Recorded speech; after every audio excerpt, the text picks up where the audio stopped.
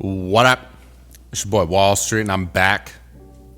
And the Clippers have signed Brook Lopez to a 2-year, $18 million deal. So he heads to Los Angeles. He's from LA. He was born in North Hollywood.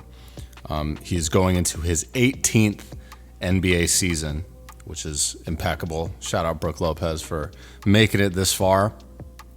His twin brother, Robin, is not currently in the NBA. So Brook has beat out his twin at this point in terms of his NBA tenure. He's played over 1,100 games in the NBA, career average of about 16 points per game throughout all those games. He averaged 13 points per game last season, 80 games played, shot 37% from three last year, and 51% from the field.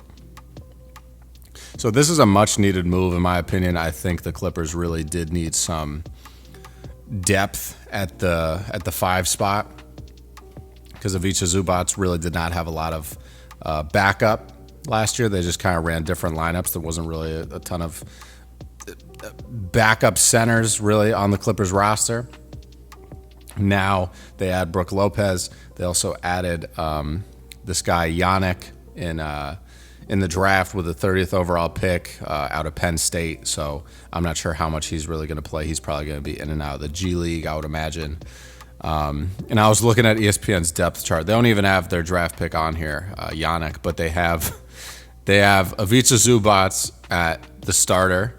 Brook Lopez is second, and then third is Nick Batum, and fourth is Kobe Brown. Neither of which are really going to be playing center. If you're doing that, you're just running an extremely small ball lineup because both those guys are like threes. Maybe you could play them at the 4, but it is what it is. But it just shows the need and the void that Brook Lopez is really going to fill. He also reunites with Lawrence Frank, who was the coach of the Nets when Brook was with the Nets early on in his career. So that'll be nice. And I think Brook is going to fit very nicely into Ty Lue's system. I think he's going to play really well with James Harden.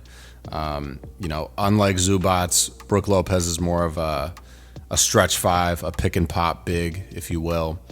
And, that adds some versatility, right? It allows you to do some different lineups.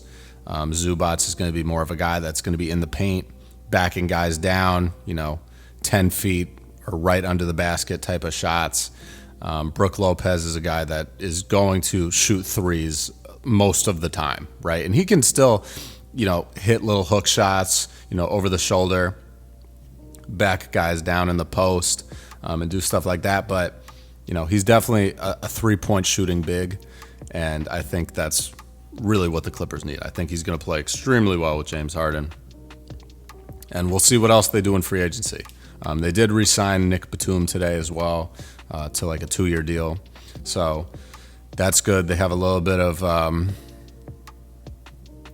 continuity going into next season. Brook Lopez is really the only addition, along with Yannick out of Penn State, who was their draft pick in this year's draft. So Clippers are coming back. I still don't think they're going to make that much noise, but we'll see what happens. Hopefully they make some other moves and they can kind of improve their team for next season. But that's all I got, guys. Let me know what you think about the signing. How do you think this affects the Bucks, where Brook left? How do you think this affects the Clippers, where he is now joining? I want to know your thoughts. So please leave some comments down below. I'm going to check you guys later, man. Stay up, stay safe, stay blessed, stay humble, handle business, stand on business. Peace out.